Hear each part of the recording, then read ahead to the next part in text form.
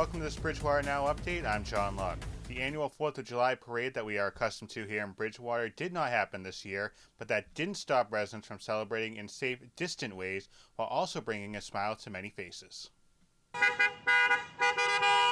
These horns were sounded at the Bridgewater Nursing Home on the 4th in a car parade that visited staff and patients.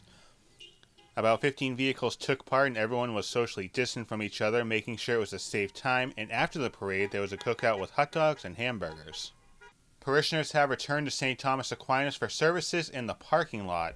You can see in this video taken from a recent service that the parking lot was packed with cars. Those in attendance could sit in their cars or in a beach chair, all socially distant, with sound being heard on speakers or on an FM station inside of the vehicles. This was an experience that those with the church were extremely thankful for. We're very grateful for you showing up and being able to worship with you together.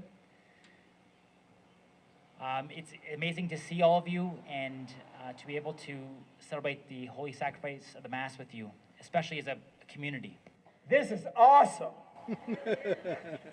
Wonderful. Thank you for trusting us to be able to come here in a safe way, to be able to come together as a community of believers, to celebrate our faith, but also our connection with each other. Thank you so much for coming out here this morning. There were masks worn during communion to maintain the safest experience for everyone there. Parking lot services take place on Sunday mornings at 9 a.m. unless there is inclement weather, and that decision will be made by 7:30 that morning. You can find out more on the church's website, stthomasaquinas.com. Over the past number of weeks here on the update, we have shown you video of residents from Bridgewater and surrounding cities and towns standing up for social justice. Demonstrations have also been conducted in Boston, New York, California, and around the world, including in England. And in that country, there is also a town called Bridgewater, and much like their American namesake, they too have taken a stand for social justice. Recently, a document was discovered that showed the two communities, spread thousands of miles apart, have similar ideologies that date back 174 years.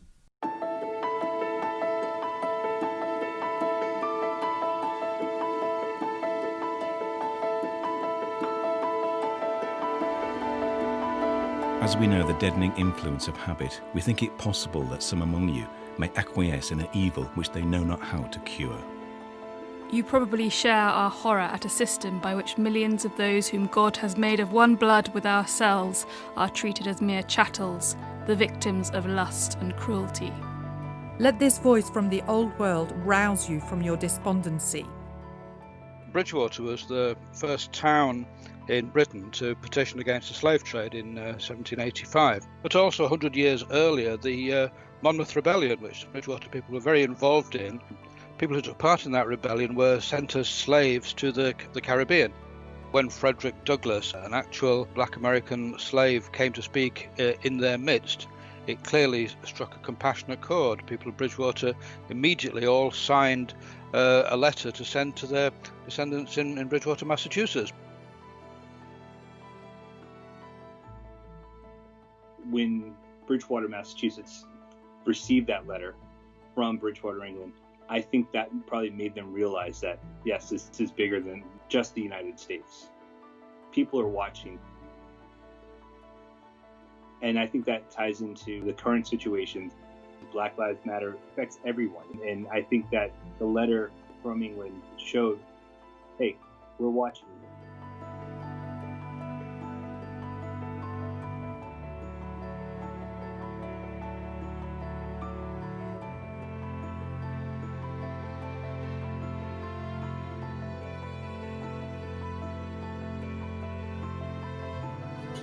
Black Lives Matter.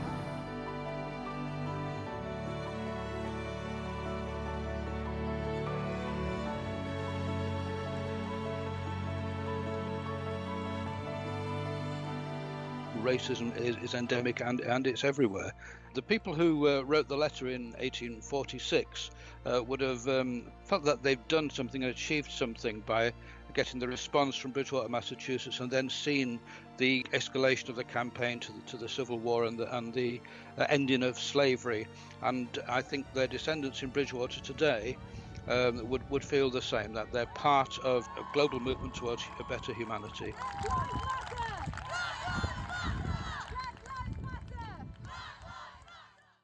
Our thanks to the BBC for putting that report together. There was a Zoom session held between residents in Bridgewater, Massachusetts and Bridgewater, Somerset, England. This focused on social justice talks and to also reflect on that document you heard about in that report. This will be shown on Channel 9 and on our website, btvaccess.com. Finally, today, BTV has partnered with Bridgewater Music Alley in airing encore performances of concerts on Music Alley Presents. The virtual performances are on Channel 9 and on our website, with live performances taking place on Thursday nights during the summertime at 7 p.m. on the Bridgewater Music Alley Facebook page. I had a chance to talk to the first performer on Music Alley Presents, and we leave you with that interview and a performance by Abigail Vale. One of the songs I listened to before your performance on Music Alley and during the concert is Heroes. We're going to hear the song in just a little bit, but we talked about the personal stories attached with a lot of your music. There's a special message with this song and a special dedication as well. Yeah, so this song was actually one I wrote closer toward the beginning of the pandemic. My mom's a nurse over at Cambridge Hospital and in the ER.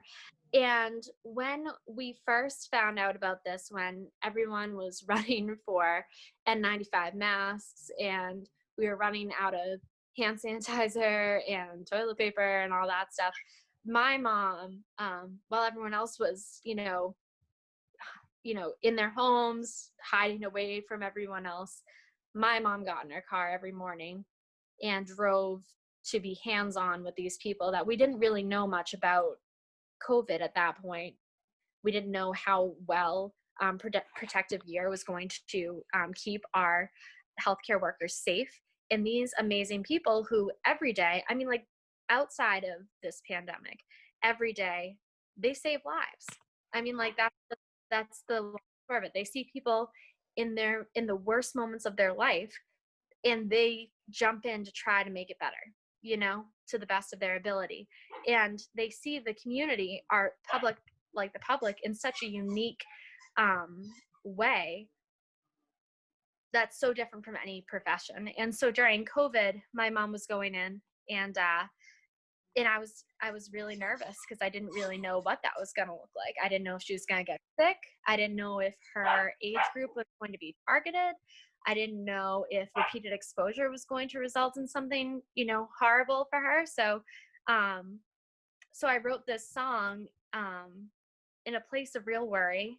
And I think that, anyone who knows healthcare professionals, anyone who has one in their life, they know how amazing. Like my mom, drove into work, and I said to her at one point, honestly, I looked at her, I said, "Do you really have to go? Do you really have to go?" And she said to me, "Of course I have to go. This is what I do," and it was just, it's so amazing. And it's not just my mother, it's everyone in healthcare. So I wrote this song initially for her, but really it's true for everyone in healthcare, to include not just nurses and doctors, but also the cleaning staff that goes in to the hospitals. These are incredible people who were so selfless in a time that was so unknown. So a lot of important people during these times. Thank you to your mother and all those frontline workers trying to save us and get us through a very tough time here. Abigail Vale, thank you very much for taking some time. Invite everybody to watch her concert on btvaccess.com on our program or on our video on demand. All right, thank you so much. She puts on her shoes that she leaves by the door.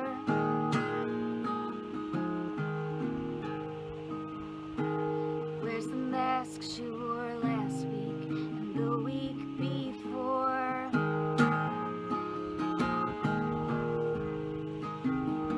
She feels tired and worried and out of control. And people keep saying that she's a hero.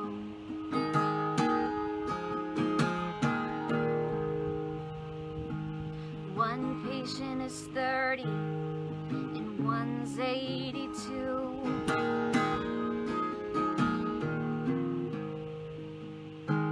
Get to live if you got the most living to do.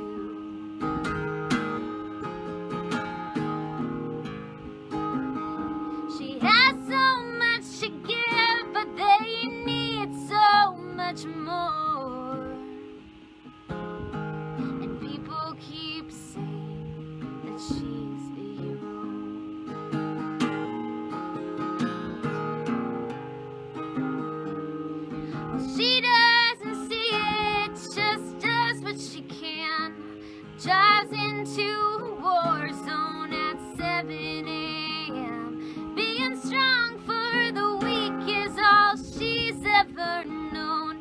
And people keep saying that she's a hero. Yeah, people keep saying that she's a hero.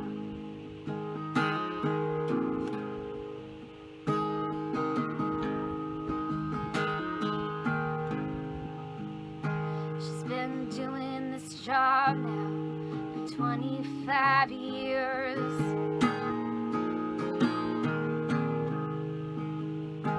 There's no time for her complaints, no time for her fears.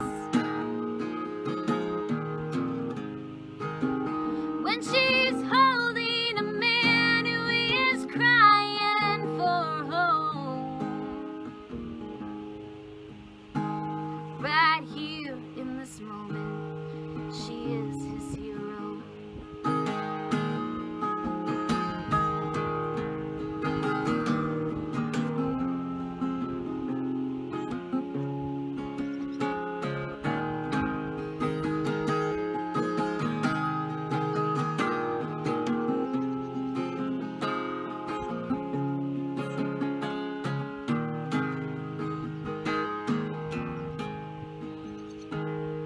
A little boy's breathing just stopped on a dime.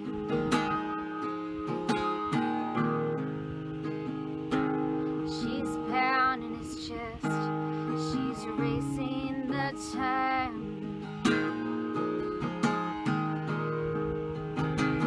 When she looks at the child, she keeps seeing her own.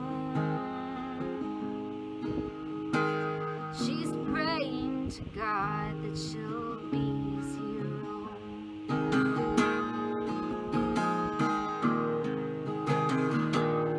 But she doesn't say it, just does what she can. Drives down to a war zone at 7 a.m. Being strong for the weak is all she's ever known. And people keep saying that she's a hero. Yeah, people keep saying that she's a hero.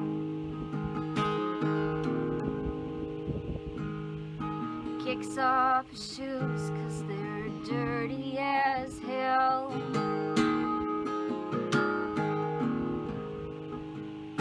Then she lies to her family, says work went pretty well.